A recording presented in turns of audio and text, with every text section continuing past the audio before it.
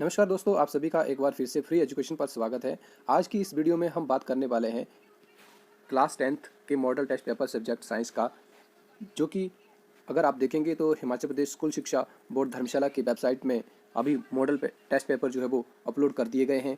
जो भी आप में से वीडियो देख रहे हैं, आप में से बहुत सारे बच्चे ऐसे होंगे जो 10वीं क्लास की बोर्ड की परीक्षाओं की तैयारी जो वो ज़ोर शोर से कर रहे होंगे। तो आपके लिए एक मॉडल टेस्ट पेपर जो है वो बोर्ड की वेबसाइट पर अपलोड कर दिया गया है। इसके बारे में आज हम स्टडी करेंगे और इसको सॉल्व करने की कोशिश करेंगे।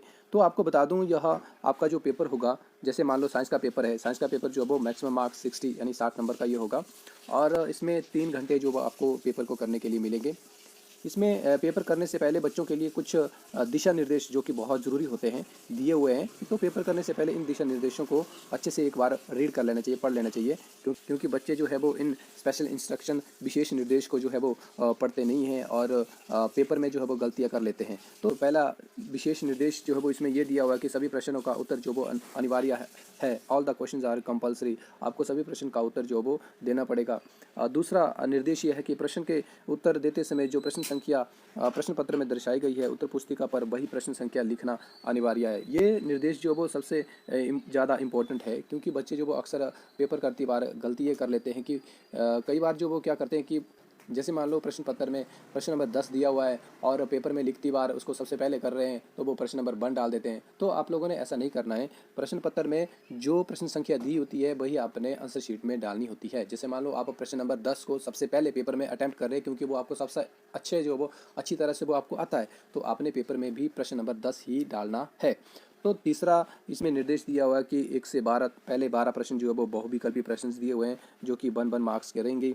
और चौथा निर्देश ये दिया हुआ है कि 13 से 21 के बीच के जो लघु उत्तरीय प्रश्न है, यह 2 अंकों का रहेंगे। और पांचवा निर्देश दिया हुआ कि 22 से 26 के बीच के जो दीर्घ उत्तरीय प्रश्न है, यह 3 अंकों के रहेंगे। और निर्देश दिया हुआ है कि 27 से 29 अति दीर्घ उत्तरीय प्रश्न रहेंगे, जो कि जिनके आपको 5 मार्क्स जो वो मिलेंगे। तो दोस्तों, पेपर को 4 भागों में या 4 खंडों में कहीं बांटा हुआ है। तो कुछ इस तरह का पेपर जो वो आपको फाइनल पेपर में भी आएगा। खंड ए यानी सेक्शन ए में बहुविकल्पी प्रश्न दिए हुए हैं, जो 1-1 नंबर के दिए हुए हैं। तो पहला प्रश्न है, प्लास्टर ऑफ पेरिस का सूत्र क्या है? तो प्लास्टर ऑफ पेरिस का सूत्र जो है वो option C CaSO4 half H2O होता है। प्रश्न नंबर 2 है, किस तत्व का इलेक्ट्रॉनिक विन्यास 281 है? तो 281 8 2 10 11 यानी 11 जो वो सोडियम का है। Option A is right answer. प्रश्न नंबर 3 है, शुद्ध जल का पीएच कितना होता है? तो शुद्ध जल का पीएच जो है वो ऑप्शन बी 7 होता है। उसके बाद प्रश्न नंबर 4 दिया हुआ है, मनुष्य के शरीर में कितने गुर्दे होते हैं? तो मनुष्य के शरीर में 2 गुर्दे होते हैं। प्रश्न नंबर 5 है, 2 तंत्रिका कोशिका के मध्य खाली स्थान को क्या कहते हैं? तो इसका राइट आंसर है ऑप्शन बी स्नैप्स। उसके बाद प्रश्न नंबर 6 दिया हुआ है, मस्तिष्क उत्तरदायी है? तो मस्तिष्क जो है वो सोचने के लिए भी होता है, हृदय संपादन के लिए भी होता है और शरीर का संतुलन बनाने के लिए भी होता है। तो ऑप्शन डी आंसर जो है वो उपरोक्त सभी सारे के सारे ठीक है। प्रश्न नंबर 7 दिया हुआ है, प्राकोश में होता है? तो प्राकोश में बीजांड होते हैं। तो option B is right answer. उसके बाद प्रश्न नंबर 8 है, स्वपोषी पोषण के लिए आवश्यक है? तो पहले अगर हम बात करेंगे स्वपोषी जीव क्या होते हैं, तो ऐसे जीव होते हैं जो अपना भोजन स्वयं बनाते हैं। तो स्वपोषी पोषण के लिए स्वयं पोषी जो है वो क्या करते हैं, उनको भोजन बनाने के लिए क्लोरोफिल की आवश्यकता भी होती है, पानी की आवश्यकता भी होती है, कार्बन डाइऑक्साइड की आवश्यकता भी होती है और सूर्य के प्रकाश की आवश्यकता भी होती है। इसीलिए प्रश्न नंबर 8 का सही आंसर जो है वो ऑप्शन डी रहेगा, उपरोक्त सभी। प्रश्न नंबर 9 दिया हुआ है, सामान्य दृष्टि के लिए एक युवा वयस्क के लिए स्पष्ट दृष्टि की न्यूनतम दूरी लगभग होती है? तो इसका राइट आंसर है 25 सेंटीमीटर। प्रश्न नंबर 10 है, विद्युत आवेश का एसआई मात्रक क्या होता है? तो इसका राइट आंसर है कूलम। अगर हम बात करेंगे बाकी ऑप्शंस की, तो एम्पियर जो वो इलेक्ट्रिक करंट यानी विद्युत धारा का मात्रक होता है। वोल्ट जो है वो पोटेंशियल डिफरेंस यानी कि विद्युत विभवांतर का मात्रक होता है। और वाट जो है वो पावर यानी शक्ति की यूनिट होती है। प्रश्न नंबर 11 है, निम्नलिखित में से कौन सा जैव द्रव्यमान ऊर्जा स्रोत का उदाहरण नहीं है? तो इसका राइट आंसर है ऑप्शन सी न्यूक्लियर एनर्जी यानी कि नाभिकीय ऊर्जा। प्रश्न नंबर 12 है, निम्नलिखित में से कौन एक आहार श्रृंखला का निर्माण करता है? तो फूड चेन यानी आहार श्रृंखला जो है वो यहाँ पर ऑप्शन बी जो है वो राइट आंसर रहेगा। यानी घास जो वो घास को जो है वो बकरी खाती है और बकरी को कुछ मानव जो है वो जो मांसाहारी है वो उसे खाते हैं। तो option B is the right answer. उसके बाद तो दोस्तों ये थे सेक्शन ए यानी खंड ए के 12 मल्टीपल चॉइस क्वेश्चन। आपको फाइनल पेपर में भी कुछ इसी तरह से 12 क्वेश्चन जो वो पूछे जाएंगे। उसके बाद सेक्शन बी शुरू होता है जो कि 2 मार्क्स का है। पहला प्रश्न नंबर 13 दिया हुआ है, जीवाश्म ईंधन की क्या हानियां हैं। तो जीवाश्म ईंधन की क्या हानियां हैं, पहले तो बात करते हैं हम जीवाश्म ईंधन क्या होते हैं। तो जीवाश्म ईंधन जैसे कोयला, पेट्रोलियम और डीजल जैसे प्रोडक्ट है, ये सारे के सारे जीवाश्म ईंधन में आते हैं। जब इनका हम प्रयोग करते हैं तो इससे हानिकारक गैसेज जो है वो उत्पन्न होती है और इसके कारण वायु प्रदूषण होता है। और वायु प्रदूषित जब हो जाती है तो हमें रेस्पिरेटरी सिस्टम से संबंधित यानी श्वसन तंत्र से संबंधित जो वो बहुत सारी बीमारियां जो वो हो सकती है। तो ये बहुत सारी हानियां जो वो जीवाश्म ईंधन के कारण रहती है। उसके बाद प्रश्न नंबर 14 दिया हुआ है, तेल और वसा युक्त खाद्य पदार्थों को नाइट्रोजन से प्रभावित क्यों किया जाता है। तो सीधा सा आंसर है, देखो तेल और वसा युक्त खाद्य पदार्थों को नाइट्रोजन से प्रभावित इसीलिए किया जाता है क्योंकि तेल और वसा युक्त खाद्य पदार्थ अगर ऑक्सीजन के संपर्क में आएंगे तो उनका ऑक्सीकरण हो जाएगा, जिसके कारण भोजन जो वो विषाक्त हो जाता है, वो खाने लायक नहीं रहता है, वो खराब हो जाता है। इसीलिए तेल और वसा युक्त खाद्य पदार्थों को हम नाइट्रोजन से प्रभावित करते हैं। नाइट्रोजन से इसलिए क्योंकि नाइट्रोजन जो वो ऑक्सीजन के मुकाबले इतनी रिएक्टिव गैसेज नहीं होती है। उसके बाद प्रश्न नंबर 15 है, पीतल और तांबे के बर्तन में दही और खाद्य पदार्थ क्यों नहीं रखना चाहिए। तो पीतल और तांबा जो है वो क्या है कि एक मेटल्स है यानी धातु है। तो धातु के बर्तन में अगर हम दही और खट्टे पदार्थों को रखेंगे तो क्या होगा कि दही और खट्टे पदार्थों में अम्ल पाया जाता है। अगर वो अम्ल पीतल और तांबे के साथ अभिक्रिया करेगा तो अभिक्रिया करने के कारण जो वो भोजन खराब हो जाता है। इसलिए हम पीतल और तांबे के बर्तन में दही और खट्टे पदार्थ को नहीं रखते हैं और रखना भी नहीं चाहिए। उसके बाद प्रश्न नंबर 16 है, वायु में जलाने से पहले मैग्नीशियम रिबन को साफ क्यों किया जाता है। तो सीधी सी बात है, मैग्नीशियम रिबन को या मैग्नीशियम फीते को हम वायु में जलाने से पहले इसलिए साफ करते हैं क्योंकि वायु के संपर्क में आने से मैग्नीशियम रिबन के ऊपर मैग्नीशियम ऑक्साइड की परत चढ़ जाती है जो जलने में अवरोधक की तरह कार्य करती है। इसलिए हमें जलाने से पहले मैग्नीशियम रिबन को साफ करना चाहिए, जिसके बाद ही हम उसे आसानी से जला सकते हैं।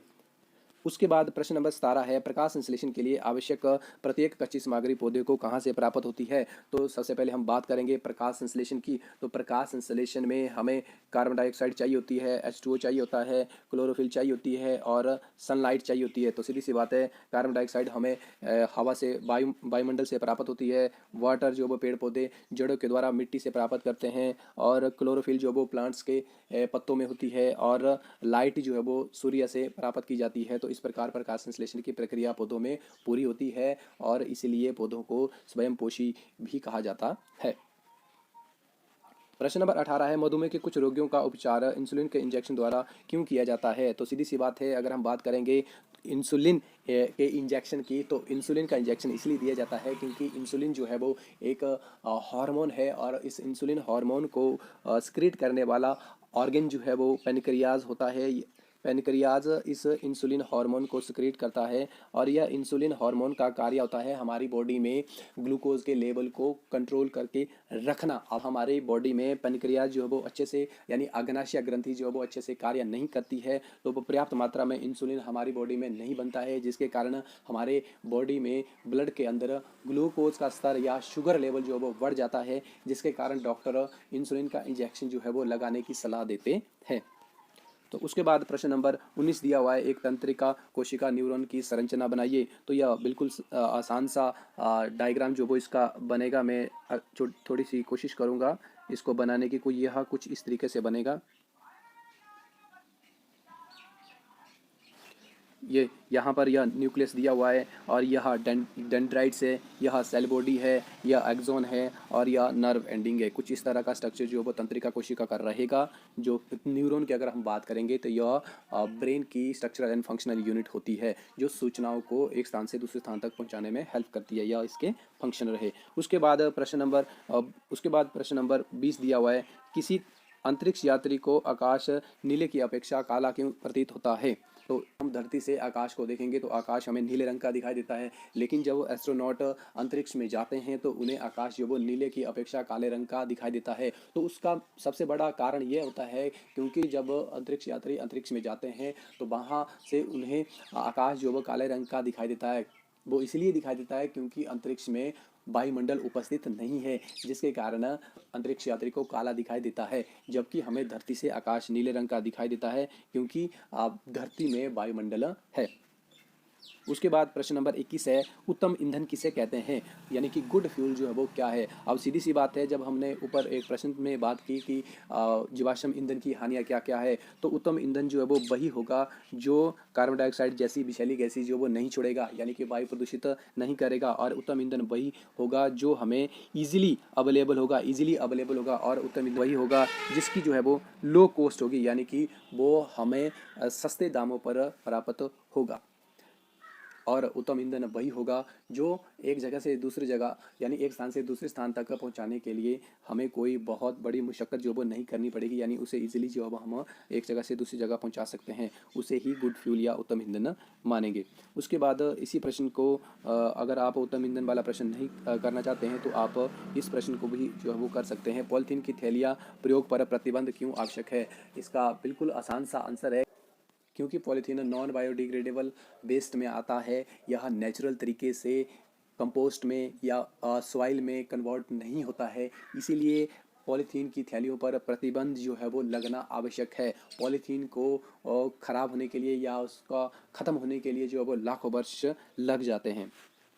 उसके बाद सेक्शन सी यानी खंड जो है वो सी रहेगा, जिसमें दीर्घ उत्तरीय प्रश्न होंगे जो कि 3-3 नंबर के होंगे। इसमें प्रश्न नंबर 22 दिया हुआ है, CO2 सूत्र वाले कार्बन डाइऑक्साइड की इलेक्ट्रॉन बिंदु संरचना क्या होगी। तो CO2 की इलेक्ट्रॉन बिंदु संरचना जो है वो, जैसे हम सबसे पहले फॉर्मूला लिखेंगे CO2, तो यहाँ अगर हम देखेंगे कार्बन का एटॉमिक नंबर 6 है और इसका इलेक्ट्रॉनिक विन्यास लेंगे 2 4, और ऑक्सीजन का एटॉमिक नंबर जो है वो 8 है और इसका इलेक्ट्रॉनिक विन्यास जो है वो लिखेंगे तो 2 और 6, यानी कि आउटर मोस्ट शेल में कार्बन में 4 और ऑक्सीजन में आउटर मोस्ट शेल में 6 इलेक्ट्रॉन है। तो अब हम इसका इलेक्ट्रॉन डॉट स्ट्रक्चर बनाएंगे।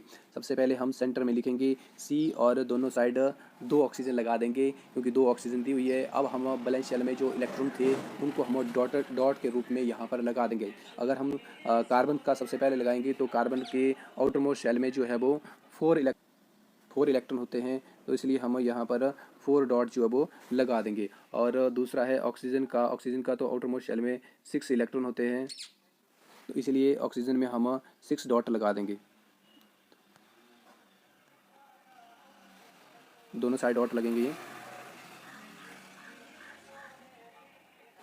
तो इस प्रकार इलेक्ट्रॉन डॉट स्ट्रक्चर जो वो कंप्लीट हो जाता है। कार्बन के पास 4 इलेक्ट्रॉन है, इस ऑक्सीजन से वो 2 इलेक्ट्रॉन लेगा तो इसके 8 इलेक्ट्रॉन हो जाएंगे, या ये कार्बन जो वो इस ऑक्सीजन से 2 इलेक्ट्रॉन लेगा तो 8 इसके पूरे हो जाएंगे। ऑक्सीजन जो वो इस कार्बन से 2 इलेक्ट्रॉन लेगा तो इसके भी 8 पूरे हो जाएंगे, और ऑक्सीजन जो वो कार्बन से 2 इलेक्ट्रॉन लेगा तो इसके भी 8 जो वो पूरे हो जाएंगे। इस प्रकार कार्बन डाइऑक्साइड का इलेक्ट्रॉन डॉट स्ट्रक्चर जो वो कंप्लीट होता है। क्योंकि कार्बन ने ऑक्सीजन के साथ 2-2 इलेक्ट्रॉन शेयर किए, तो इसलिए कार्बन और ऑक्सीजन के बीच में डबल बॉन्ड जो वो बनेगी, और इसी कारण कार्बन का सूत्र जो वो हम CO2 लिखते हैं। तो अगर आपने ध्यान दिया होगा तो यहाँ पर इलेक्ट्रॉन डॉट स्ट्रक्चर में मैंने वही इलेक्ट्रॉन जो है वो डॉट के रूप में लगाए जो इन कार्बन और ऑक्सीजन एटम के आउटर मोस्ट शेल में है, यानी कि बैलेंस शेल इलेक्ट्रॉन को ही हम इलेक्ट्रॉन डॉट स्ट्रक्चर में दर्शाते हैं। उसके बाद प्रश्न नंबर 23 दिया हुआ है, प्रतिवर्ती क्रिया तथा चलने के बीच जो वो क्या अंतर होता है।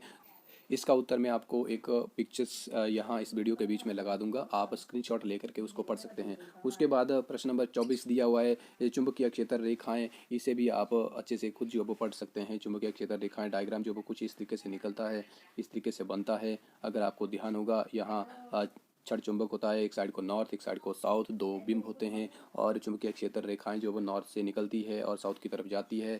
और अगर हम बात करते हैं तो चुंबक के अंदर जो है वो साउथ से निकलती है और नॉर्थ की तरफ को जाती है। तो इसका भी आंसर मैं आपको यहाँ स्क्रीन पर लगा दूंगा। उसके बाद प्रश्न नंबर 25 है, मनुष्य में बच्चे के लिंग का निर्धारण कैसे होता है। तो इसका सिंपल सा आंसर है, आप सभी जानते हैं, लिंग निर्धारण के लिए लिंग गुणसूत्र जो है वो यहाँ पर सहायक होते हैं। और मेल में लिंग गुणसूत्र XY होता है और फीमेल में लिंग गुणसूत्र XX होता है, जो कि लिंग निर्धारण में सहायता करते हैं। इसका उत्तर भी मैं यहाँ पर स्क्रीन पर लगा दूंगा, आप इसे बाद में पढ़ सकते हैं। और अथवा में दिया हुआ है, अगर आपको ये प्रश्न नहीं आता है तो इसके स्थान पर आप स्वयंपोषी और विषमपोषी के बीच में अंतर जो है वो लिख सकते हैं। उसके बाद प्रकाश के परावर्तन के नियम, प्रश्न नंबर 26 दिया हुआ है। बड़ा आसान सा प्रश्न है और इसके स्थान पर मानवांक का चित्र जो वो आपको बनाने के लिए ऑप्शनल दिया हुआ है। अगर आपको ये नहीं आता है, प्रकाश के परावर्तन के नियम नहीं आते, तो आप मानवांक का चित्र जो वो बना सकते हैं। उसके बाद सेक्शन डी यानी खंड डी जो वो शुरू हो जाता है, जिसमें अति दीर्घ उत्तरीय प्रश्न जो वो दिए हुए हैं और ये हर एक प्रश्न जो वो 5-5 नंबर के हैं। जैसे प्रश्न नंबर 27 दिया हुआ है, दैनिक जीवन में पीएच के महत्व पर व्याख्या कीजिए। और इसको अगर मान लो आपको नहीं आता है, तो इसके स्थान पर आप जंग क्या होता है, जंग लगने की आवश्यक शर्तें क्या हैं और जंग को लोहे को जंग लगने से कैसे रोका जा सकता है, तो आपने इसका आंसर जो वो दे सकते हैं। उसके बाद प्रश्न नंबर 28 दिया हुआ है, पुष्प की अंधुरिया काट का नामांकित चित्र बनाइए तथा इसके विभिन्न भागों की व्याख्या कीजिए। उसके बाद प्रश्न नंबर 29 है, विद्युत मोटर का नामांकित चित्र बनाइए। इसके सिद्धांत एवं कार्य प्रणाली को भी आपने समझाना है, यह भी 5 नंबर का है। अगर मान लो आपको क्वेश्चन नंबर 29 नहीं आता है, तो इसके स्थान पर आप इन प्रश्नों का उत्तर जो है वो दे सकते हैं। तो दोस्तों, आज की वीडियो यहीं पर समाप्त करते हैं। आई होप आप सभी को ये वीडियो पसंद आई होगी। जिसे पसंद आई वो इस वीडियो को लाइक कर देना और हो सके तो अपने दोस्तों को शेयर कर देना। और यूँ ही मेहनत करते रहिए और ढेर सारी मेहनत कीजिए, अपने माँ बाप का नाम रोशन करिए और अच्छे मार्क्स लाइए। और इनाम में आपको गवर्नमेंट जो वो इस बार टैबलेट्स भी दे रही है, तो आपको ढेर सारी शुभकामनाएं एग्ज़ाम के लिए। Thank you.